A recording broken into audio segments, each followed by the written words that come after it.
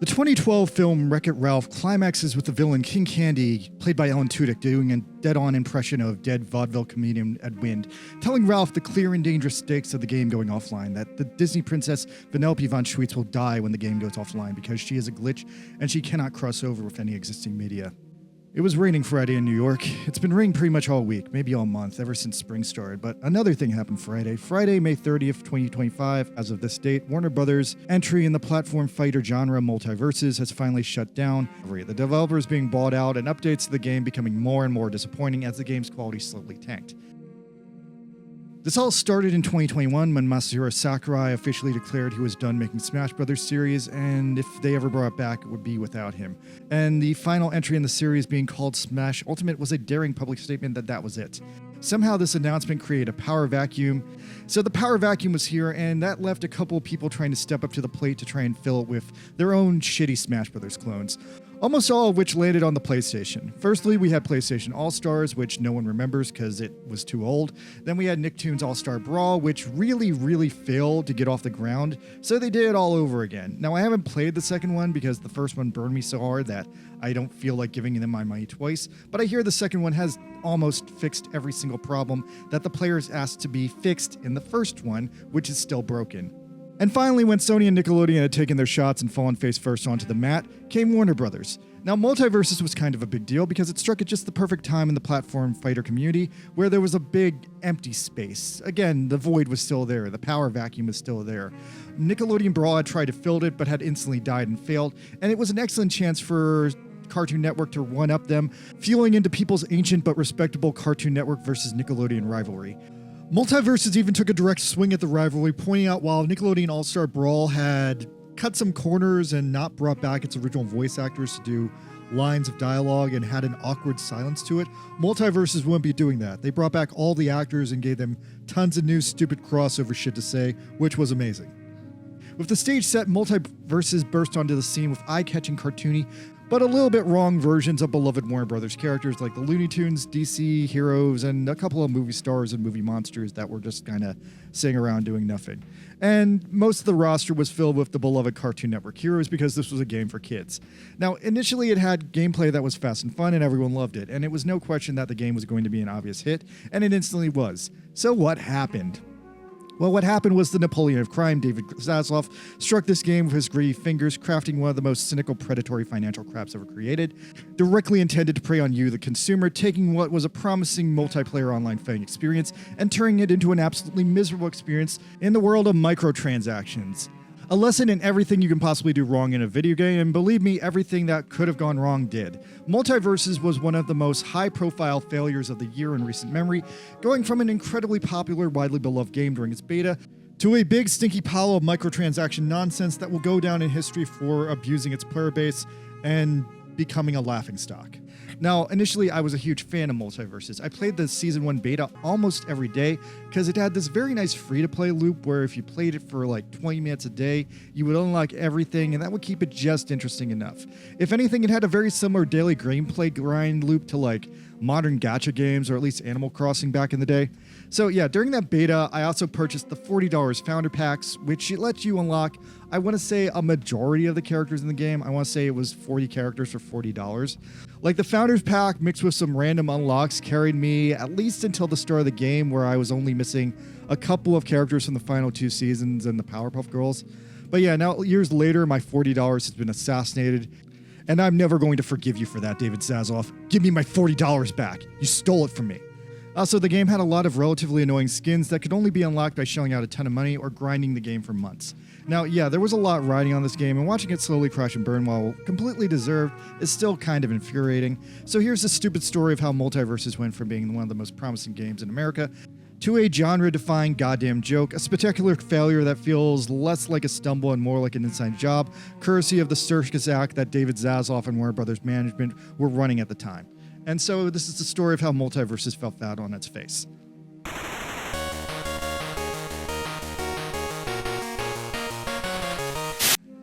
When Multiversus first hit the scene, it grabbed everyone's attention, it had money behind it, it had real production value, and while many game developers all want to make their own Smash Bros. Clone, most people just don't have the budget or the resources or the licenses to get a bunch of crazy characters under one roof.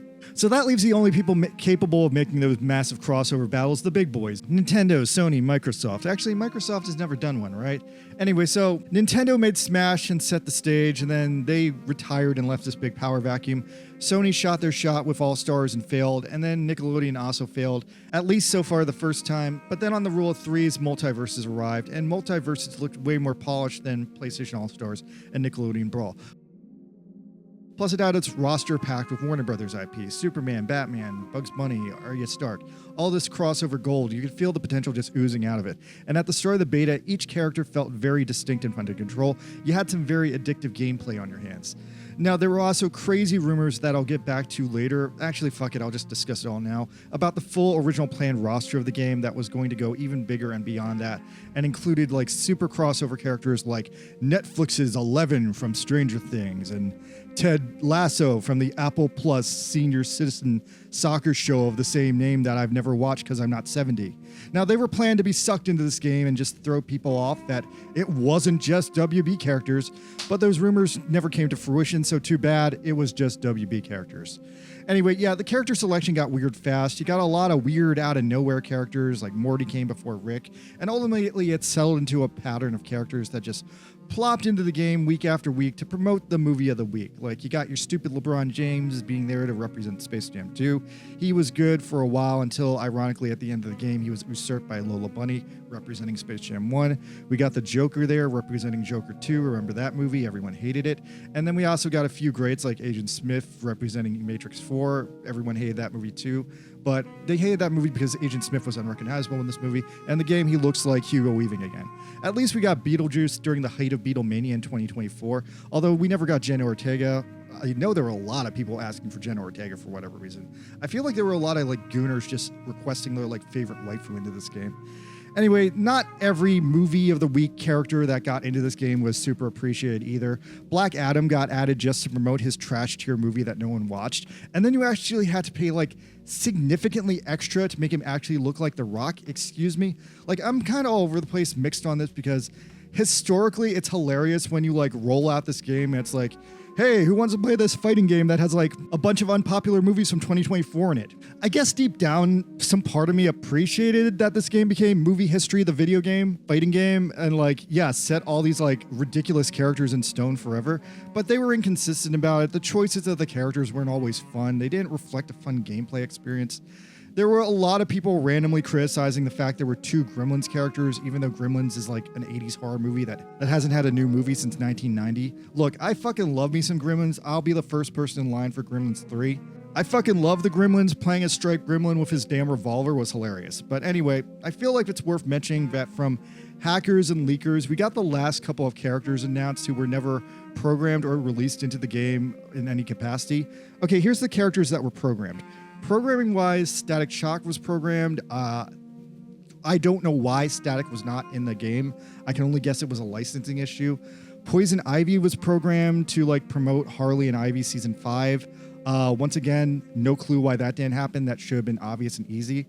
Scorpion from Mortal Kombat to promote that recent Mortal Kombat movie. Makes sense. Daenerys from Game of Thrones. Okay, Game of Thrones fell off. Also, the Hound from Game of Thrones. He was supposed to be Arya's like big like arch enemy. That actually kind of makes sense, so I'm sad he wasn't in there. Craig of the Creek, never watched that show, but once again, black representation. Legolas from Lord of the Rings, everyone loves Legolas. Daffy Duck, almost got in the game. I feel like if the game had gone for like one more month, we would have got Daffy. And then rounding out the roster, these 2 characters were programmed, but were probably never going to make it. There was Emmett from Lego Movie 2. That was never going to happen because Zaslav let the Lego deal expire, and then NBC took the Lego deal to make that Lego Pharrell movie. And Godzilla was in there. Godzilla should have happened because Godzilla was like in Fortnite and like a bunch of other stupid games. Godzilla, I think they just didn't bother to license out the finalized deal with Toho, and that's why that didn't happen. But yeah, I get Godzilla and Emmett being overall canceled on precarious legal grounds, but the rest of these characters borderline hurt, aside from like the Game of Thrones characters, because Game of Thrones is like irrelevant now. There were then additionally a handful of characters rumored to come to the game, like Johnny Bravo, Ben 10, Fred Flintstone, and Gandalf, who also never fully manifested. That makes sense because like they were always pushing Gandalf hard, and Johnny Bravo, I feel like people are like nostalgic for him to come back. There's been like rumors for years that they'd been like making a Johnny Bravo movie, but that never came to fruition. And yeah, Ben 10's always popular, so I don't know why he didn't happen. As the years went on, Multiverse only got worse, with stupid roster picks like the Banana Guard from Adventure Time. I don't think anyone played as him, and that looks insane because he's such a rubbish minor character. Literally, The Flash was right there. The Flash even had a movie. And speaking of the DC side, they added Nubia, which was your obvious but insane woke pandering character. Look, I'm sorry, but I've never seen this character like looking into it, she's just like a black token Wonder Woman from the 1970s. Why didn't they just include her as a skin over normal Wonder Woman like Fiona and Cake, who's just a female Finn and Jake? You know what? Actually looking into it more, Nubia is a super complicated character. She's literally always bounced around from being a token black character for representation to at worst a pandering racist stereotype. And as a result of that, the character has really only kind of mattered in the 70s when they were first trying her out, and then she's kind of floated up and down in irrelevance. But literally there were so many other characters they could have picked from DC. They could have had Cheetah, like that would have been cool. If they needed someone black, Static was literally in the game as unfinished code. Cyborg also would have been cool to pair with Raven. Or, you know, if they really needed like some black female characters, I don't know, Bumblebee, Vixen, Black Batgirl, Black Catwoman. Then after her, Marceline from Adventure Time gets in, which makes the inclusion of Banana Guard even more of a joke because like they've wasted like so many slots in this game with Adventure Time characters. And lastly, I should probably mention Rain Dog again. Rain Dog is a kind of ridiculous character that's just this big, goofy green dog with horns. And it had also the most costume mistakes of any character, at least initially in the beta. I think other characters eventually caught up with like dumb breed colors. But I mentioned Rain Dog because Rain Dog was kind of like a beta placeholder character that got left in the final game. But left in the final game is where he ultimately died, so I guess we're never going to see him again. Goodbye, Rain Dog. Thanks for all the laughs and thanks for all the chaos, and thanks for reminding us that sometimes in the grand game of life, we're all just a few bugs from being turned off forever. And so, yeah, the absolutely final disgrace was Season 5, capping off Multiversus with Aquaman and Lola Bunny, a complete utter waste of everyone's time. The argument here isn't even whether these characters were acceptable or not, it's about how blatantly mismanaged and tone-deaf the whole process of character selection was. Like, the game needed some, like, real strategic, like, planning to, like, prioritize big characters that made sense and either push them out first or lead up to them, like the way Smash or Fortnite or even like some of the Marvel games would like hype up their like big hitters. Like the game needed some real strategic planning to prioritize big characters that made sense first and filled the roster, not random junk characters that filled the space in between. Like they tossed in all these obscure characters that no one gave a shit about, and it ended up having this like completely unbalanced, incoherent roster of chaos and laziness, and it's insulting. Anyway, the beta of the game was incredibly promising and it kept me hooked for a good while. The game was fun, but you know, there were some pretty telltale signs that the game was not being managed well or in a good way at all. Like, the microtransactions were always egregious. Even in the beta, who the hell puts microtransactions in a fucking beta? Even with all that nonsense, the game still had enough momentum to keep going. It had over 100,000 players on Steam, which is pretty huge for Steam, but did they fucking capitalize it? Hell no. Even though the game now had like this core player base, a game like that isn't going to stay popular for insanely long unless they keep pumping out new content like that. At the same time, you could see day by day more and more people were slowly losing interest as the game just didn't add anything new. They delayed Season 1 for no reason. It was supposed to drop on August 9th, 2022, but they pushed it back a week for no explanation. And during that exact week, Warner Brothers CEO David Zaslav, his two beady eyes sunk deeply into his head, was offloading half the company like a maniac, doing tax write-offs on a speed run. Coincidence? I seriously doubt it. Even then, people were still on board. There were enough people keeping it afloat. Even though the beta was shaky, it had its fans. So what did they do next? They shut the entire game down, completely gone for a whole damn year from 2022 to 2023. They just pulled the plug and then promised to redo it over next year. Instead of releasing traditional updates and transitioning out of the beta, like literally every other live service game, they nuked it. What genius would have made that call? I think even if they left it up with no updates, I think enough people would have been like hornswoggled into like giving it like money on the microtransaction end to like keep it going. But yeah, so they shut it down, and meanwhile, before they shut the game down, they also dropped Marvin the Martian as like the only character that like didn't instill a lot of faith. Like, you had the entire second season and the entire Looney Tunes library, and you only picked Marvin. Anyway, so that was the moment I dropped the game, and then after that, I opened it 2 more times. Once like a year ago to see like what was all they added, and once today to see what it looks like now that it's dead. So yeah, the warning signs after that the game was spiraling into death were just glaringly obvious, painfully obvious from the start of the delayed season. Every glaring flaw was another nail in the coffin. There was the mismanagement, there was the outright greed. The beta was a huge hit, but even then, as the player count shrank. So while a dedicated few still clung to hope of a brighter future in this game, what did Warner Brothers do to them? They shut down the beta entirely and announced a planned relaunch the following year. Like, that was the stupidest, most reckless move they could have made, and like, what the fuck were they thinking? Sure, it was only a beta, but that doesn't mean you cut off the game completely because you want to work on it. And they were clearly working on new content, but instead of just rolling out a normal update to phase out the beta, they just decided to brutalize the game's momentum and reputation and do a wholesale shutdown. Like, that should never be done, like, on any circumstance. That, like, really demoralized the player base. On top of being a brutal blow to the game's popularity and momentum, it made them look like completely clueless amateurs. And let's not ignore how this fueled information that the game was, like, gone forever. Tons of players genuinely believed Multiversus was dead for good after just a couple months, and they washed their hands of it. And when it did come back, they were skeptical and paranoid. Like, the whole thing was rushed and reckless and a big slap in the face. And the worst part, the beta was fully monetized, full of microtransactions, cosmetics, battle passes. Tons of people threw their money behind this game in the beta, only to find out at the end of the year that their purchases were about to vanish into the digital void until it maybe came back. Taking players' money away and then shutting down the game, stripping them of everything they bought, that's textbook predatory behavior. It's disgusting, scummy, and utterly reprehensible. It doesn't matter what the devs' intentions were there or how much content they claim to be working on. Once you sell someone a product, you got to keep that product in front of them. You can't just sell someone something, take it away, and be like, oh, my bad, it's not done, I'll give it back to you later. That was probably the biggest move that crushed this game's reputation. That was really the beginning of the end because many customers just thought this was a complete rug pull. It was a complete unforgivable screw up. And so then eventually a year later, we had the so-called relaunch, which was another complete disaster thanks to their pathetic marketing attempts. Now, then when the game finally came out, we got a trailer showing like new gameplay footage, but like everyone noticed that the game was running at like shit speed. Like, what the hell did they do? How did they ruin it so much? Oh my God, what the hell is this? Like, a huge part of what made Multiversus so fun was how lightning fast and like reactive it was. It had this frantic pace. It was a rushed, like quick game that you could play for a couple of minutes. And those rushed matches were kind of like the heart and soul of the game. And now the gameplay was like slow and floaty and just like painfully wrong. Like, everything was awkward and yeah, it was all like off. The animations were off. None of the timing was right.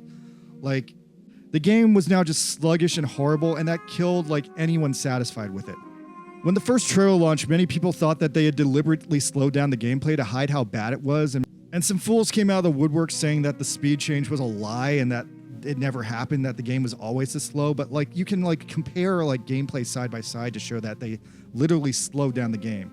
So yeah, I don't know what the hell was that. Were they just like lying to like covered up how like badly fumbled the game was? Honestly, that was just like some pathetic cope right there. So then the game relaunches again, and it seems like they're going to like scrape by. It pulls in similar numbers to the beta, but it was just an illusion because people quickly realized this was not the same game they had played before. It was somehow much worse. Now the gameplay was slow and boring and unfun, and it was just a completely different game, completely less exciting, completely less satisfying. Everything was floating. There were a bunch of broken combos. The Iron Giant was now like a complete nightmare to fight. They had to like pull him out of the game temporarily because he was like so broken. Like, it's insane that they shut this game down that was working okay and brought it back a year later completely broken. There were also people criticizing a lot of like the difference in like the size characters of the models, where like some characters were way too small, Powerpuff Girls, and where some were way too big, like the Iron Giant. And then some of the stages were way too small to like hold all these characters. So yeah, everything just felt off. It felt like there was like no clear like direction with where the game was going. It was just goddamn awful. From a gameplay perspective, sure, there were moments of fun. The perk system was cool. The focus on 2v2 battles was interesting. But the game was still like a pale imitation of what it used to be, and that was a train wreck. One of the last things they added were shields. Shields like were not part of the game's original core mechanics, so they were slow and clunky and useless. And that was another slap in the face, showing that they really didn't understand the actual game that they were trying to make, showing that like maybe no one was actually playing this game. Maybe someone was just updating it and releasing these updates wild into the wind. But honestly, even if the gameplay was good, like what they did with the progression system and the microtransactions in this game was really an act of crime. Putting microtransactions into the beta was already a disgusting move, but at least back then the beta wasn't the worst. The final version though was an all-out money-grubbing nightmare. It was some of the most despicable exploitative paywalls I've ever seen in the game. A free-to-play game where you basically could get nothing for free, where you basically had to unlock everything with money. Like, that's beyond pathetic. And though you could theoretically unlock every character for free through grinding for days, like, that would be a huge waste of your life, and now you have nothing to show for it because the game's been deleted. The only reason they made it so greedy was because they knew that like players would get sick of the process of playing the game, get fed up, and just hand over their wallets. It's the oldest, most transparent trick in the book when it comes to microtransactions, just psychologically manipulating the player base and tricking them into paying what you should be getting for free. They even add this fighter road nonsense that would supposedly make unlocking the characters less painful, but that thing's a lie because you can't get a specific character out of it. You've had to slog through unlocking every single character in the game's like release order one by one, with the irrelevant characters all stacked first and the newest characters all stacked at the end. So if you actually want to get the character you want, it could take freaking years. Freaking years, with the newest characters all stuck at the end of the grind, taking forever to unlock. Just to squeeze out the player base for a little bit more cold hard cash. Like, the effort to unlock every single character without spending cash was just not worth it. It was a completely shameless pay-to-win scheme. An evil matrix system designed to drain your wallet and not give you fun. This was just about taking your money and like corporate greed at the end of the day. Outright exploitation. Now, Multiversus started development before Warner Brothers merged with Discovery, but the moment that merger completed, everything changed and the game turned into this giant cash cow, and it's clear that Zaslav greed took it over completely. They sacrificed the core gameplay, they sacrificed the fun, they sacrificed their integrity just to line their pockets at the complete disadvantage of the player base. That's how you ruin a game, by turning it into a completely relentless hunt for money, a big scam with no regard for the player's enjoyment. Since David Zaslav took the helm as CEO at Warner Brothers, it's been obvious from the start that he was a dishonest businessman, a ruthless, money-hungry criminal in a suit. Under his watch, Warner Brothers transformed into a corporate predator, and the disastrous legal launch of Multiversus was just another scheme to bleed consumers dry in a long list of schemes he thought up. Zaslav is the kind of guy who would sell his soul to the devil if it meant a short-term profit. He is the organizer of half that is evil and nearly all that is undetected in this great city. A money-grubbing monster who will do absolutely anything, no matter how unethical, to pull his company out of debt, even if it means destroying a profitable game's progression and killing off its player base in the process. The game's exploitation was a direct result of how much Warner Brothers has degenerated from its beta launch in 2022 to where it is now, a shell of its former self. Zaslav, in his greed-fueled frenzy, couldn't care less about building a sustainable, fair, live service game. All he cares about is squeezing every last dollar out of every last consumer he comes in contact with, until they're all sick and left with only disgust. That's how you turn a beloved franchise into a cash cow, by keeping the loyal fans' wallets drained.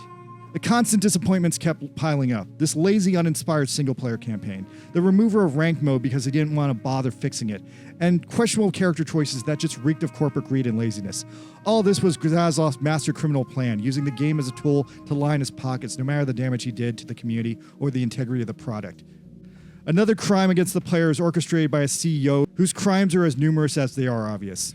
Now, with all these bad mistakes, the player base tanked faster than anyone could imagine. From nearly 100,000 players at the peak, the game plummeted to barely 5,000 in a couple of months. And by the end of 2024, less than 1,000 players were still hooked. An absolute slaughter of the player base. The game was finally dead, finished, cooked beyond recognition. And at the start of 2025, it was finally announced that the game was shutting down to good. I think that's the last time I turned it on before today. Now, as of today, you can't even download the game anymore. It's buried, forgotten, and maybe it deserves to be so, but that also is kind of making it lost media. I'm kind of really happy I've got it installed on my PS5, and I guess I'm going to never uninstall it now. So just like I have the only running copy, ha ha ha.